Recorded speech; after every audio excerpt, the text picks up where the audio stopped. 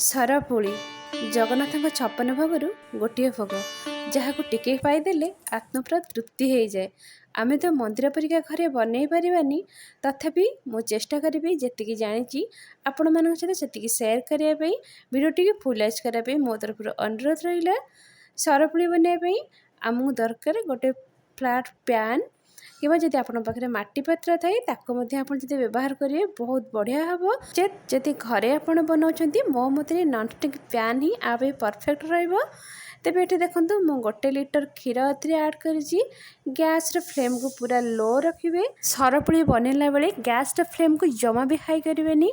जिते आपणकर क्षीरटा माने पूरा मरी मरी आसो से समय कौन करेंगे ना जो आपणकर क्षीरटा उतुरिकी देखो सरटा उपरको फुल्की रही कौन करेंगे ना एमतीका चामच साहाଯ୍य कौन करेंगे ना ऊपर लेयर गुड़ा कणा करदे तार एयर गुराक पलैब आ तले जो क्षीरटा थी से जना पड़ जाए आपणकर माने पूरा क्षीरटा मरीची ना किसी अच्छी नचेत ऊपर लेयरटा जब बांधिदेव आप जान ही पारे माने क्षीरटा आपणकर पूरा मरी जाइए कि किसी क्षीर अच्छी आमर माने सरपुली बनवाई माने क्षीरटा पूरा मरी मरिका गोटे पिठार सेप नब जिते आप जानवे जे आपण सरपुलटा रेडी हो जाइए।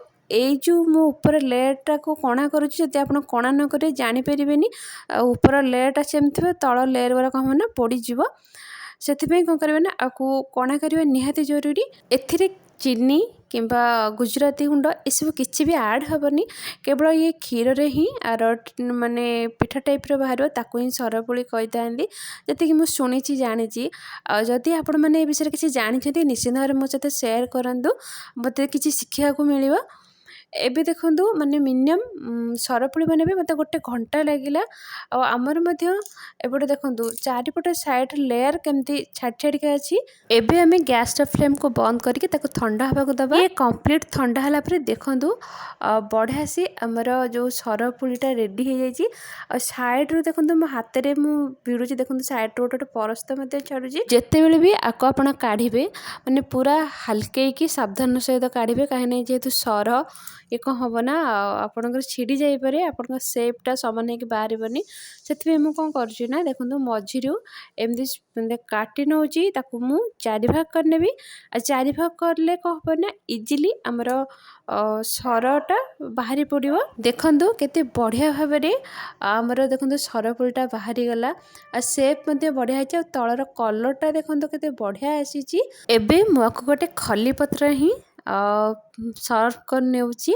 आपन जदि चाहिए आपरे किसी चीनी ऐड करके खाई परिबे किंतु ये नॉर्मली एमती भी बहुत स्वादिष्ट लगी थाए। जदि मोर बनैबारे किसी त्रुटि थाए ताले मते क्षमा करनेबे। रहुची नमस्कार। जदि आम रेसिपीटी आपन पसंद आसी थाए तेबे आम चैनल को लाइक शेयर सब्सक्राइब करने को जमा भी भूलिबेनी। से पर्यंत समस्त दिन शुभंकर हो घर समस्त भल रखि था।